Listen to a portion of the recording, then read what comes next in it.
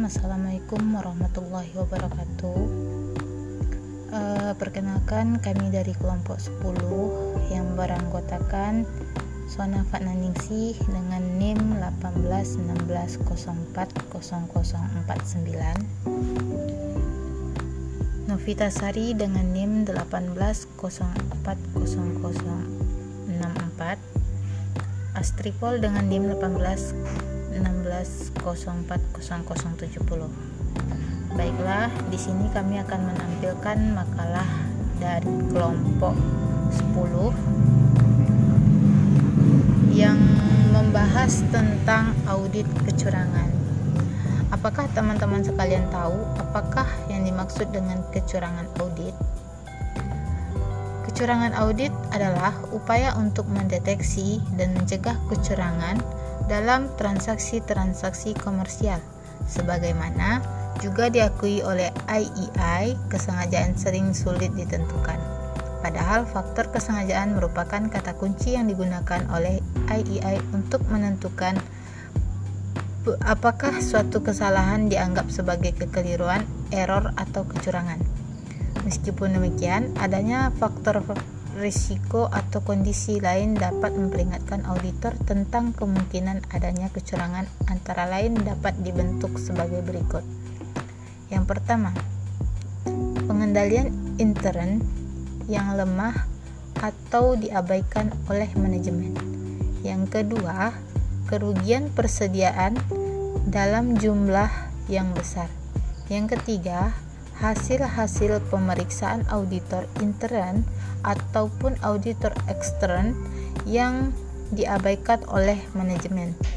Yang keempat, aktivitas perbankan yang tidak biasa atau aneh.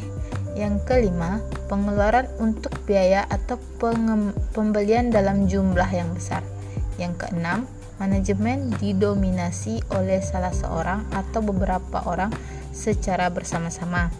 Yang ketujuh, terdapat perputaran pimpinan yang tinggi atau sering berganti-ganti pimpinan. Yang kedelapan, perusahaan mempunyai perjanjian kontrak yang signifikan. Yang ke-10, kompensasi manajemen didasarkan pada kinerja tertulis sehingga membuka peluang bagi manajemen untuk mengotak-atik kinerja agar memperoleh bonus atau kompensasi yang besar. 10. Auditor menjumpai adanya ketidakjujuran dari manajemen.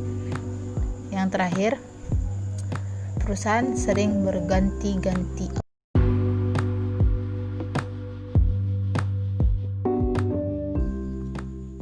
Selanjutnya, kecurangan dalam laporan keuangan.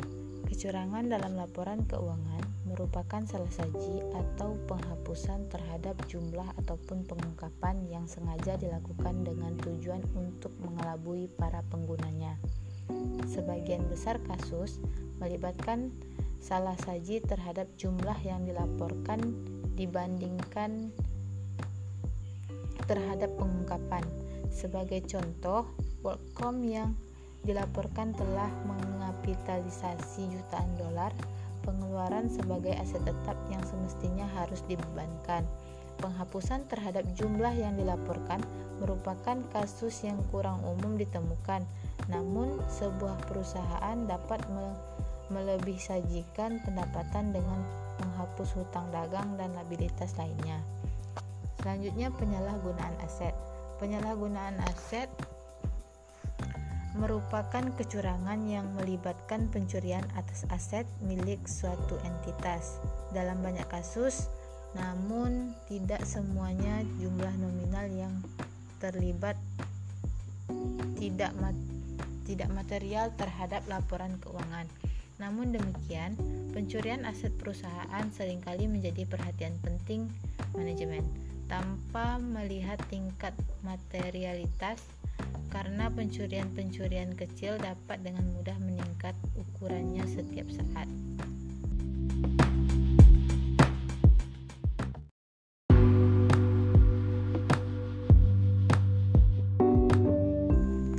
Selanjutnya, kondisi yang menyebabkan terjadinya kecurangan.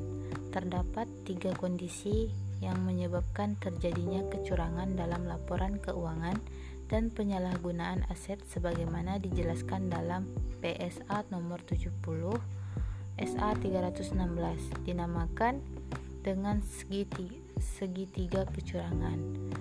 Yang pertama ada intensif atau tekanan. Manajemen atau pegawai lainnya memiliki intensif atau tekanan untuk melakukan kecurangan.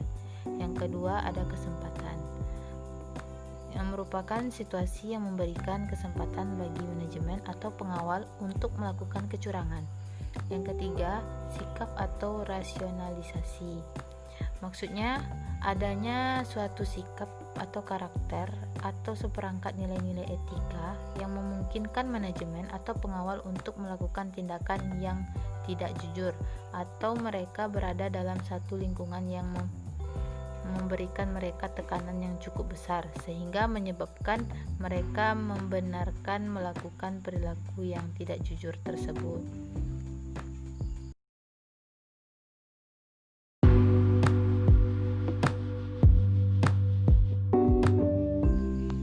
Faktor-faktor resiko untuk kecurangan dalam laporan keuangan. Intensif atau tekanan. Sebuah intensif yang umum bagi perusahaan untuk memanipulasi laporan keuangannya adalah adanya penurunan dalam prospek keuangan perusahaan. Kesempatan, maksudnya di sini meskipun laporan keuangan dari semua perusahaan potensial dapat terjadi, manipulasi resikonya menjadi lebih besar untuk perusahaan yang bergerak dalam industri yang melibatkan penilaian subjektif dan estimasi yang signifikan. Sikap dan rasionalisasi merupakan sikap manajemen puncak terhadap laporan keuangan, merupakan faktor resiko penting dalam menilai kemungkinan adanya kecurangan dalam laporan keuangan. Selanjutnya, faktor-faktor resiko untuk penyalahgunaan aset. Intensif atau tekanan yang dimaksud di sini, tekanan keuangan merupakan intensif umum bagi pegawai yang menyalahgunakan aset. Yang kedua ada kesempatan. Kesempatan ini bermaksud untuk melakukan pencurian ada pada semua perusahaan. Namun kesempatan tersebut lebih besar pada perusahaan yang aksesnya terhadap kasnya sangat mudah atau pada perusahaan yang memiliki persediaan atau aset berharga lainnya. Khususnya jika ukuran aset tersebut kecil dan mudah dipindah-pindahkan. Yang ketiga, sikap rasionalisasi. Sikap manajemen terhadap pengendalian dan kode etik dapat menyebabkan para karyawan dan manajer membenarkan pencurian terhadap aset.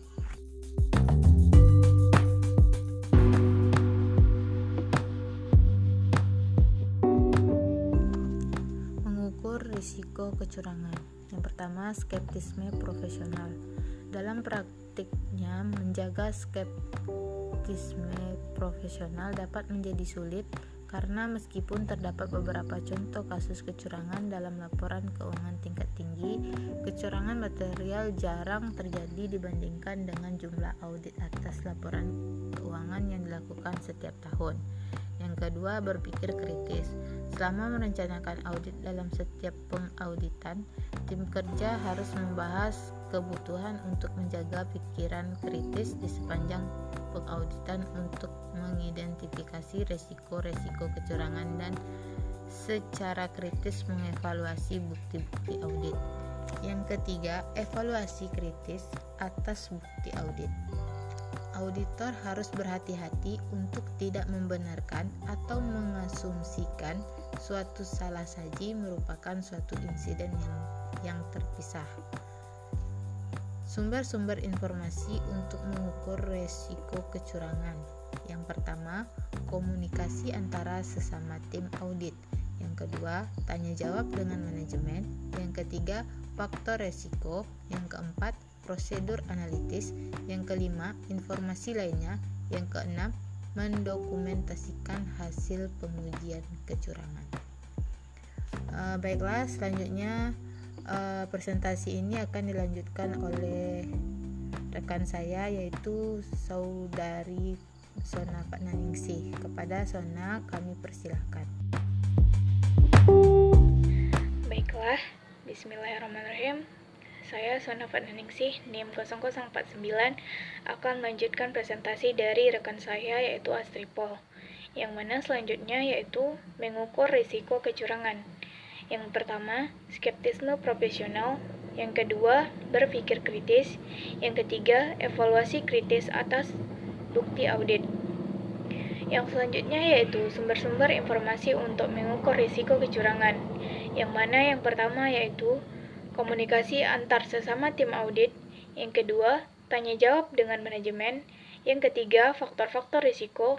Yang keempat, prosedur analitis. Yang kelima, informasi lainnya. Yang keenam, mendokumentasikan hasil pengujian kecurangan. Baiklah, yang selanjutnya yaitu budaya kejujuran dan etika yang bernilai tinggi. Yang mana yang pertama, teladan dari pemimpin. Manajemen dan Dewan Direksi bertanggung jawab untuk memberikan teladan. Yang kedua, menciptakan lingkungan kerja yang positif. Yang ketiga, memperkerjakan dan mempromosikan pegawai yang tepat. Yang keempat, pelatihan.